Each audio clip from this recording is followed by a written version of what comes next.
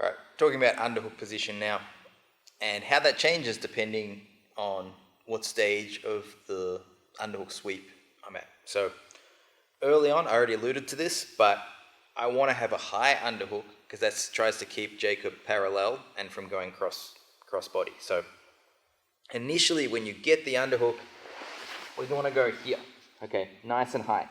It stops him turning that, it's the biggest lever to stop him turning that corner. And even to see how I'm like reaching up, right? This tends to get more pressure than if I start reaching to like, if I try and grab his far shoulder, it's often easier to, can you crush my elbow down?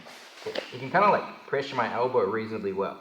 Whereas if I actually reach up like this, it's harder to try and crush my elbow. Harder to crush that elbow than if I grip, okay? Once I grip here, when I grip, my elbow tends to drop a little bit and he can actually kind of put some weight through it and potentially turn. So early on, we want to be nice and high, right?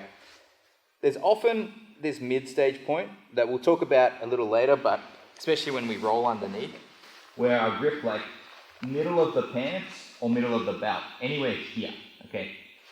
That's not available in no-gi, okay? So in no-gi, there's kind of just the high underhook or the hip here, the far hip. But anywhere that's floating here is going to be very loose. Whereas in the gi, we have the added advantage of being able to grip on here, grip the belt, and use that to pull our opponent forward and continue to climb until we get our end stage grip with the underhook. So as we get later on towards the sweep, what I'm actually looking to do is close the gap between my chest and the hip. I don't want to keep a high underhook as I get around the corner because I'm at a big risk now of Jacob stepping that leg across to 3/4 mount. Right? This could be a real problem. So I want to be gripping and closing in with that underhook. So if he tries to do that now, right, that leg can't come up. It can't cut across because I've like jammed in on that space. The other major consideration with where you underhook is going to be whether your opponent stands up. So very often you get the underhook, your opponent stands up.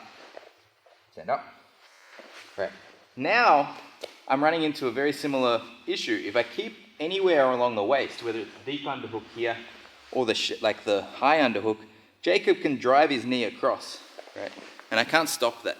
So anytime your opponent stands, you should be changing to grab their leg and be forcing their leg to the inside of your body.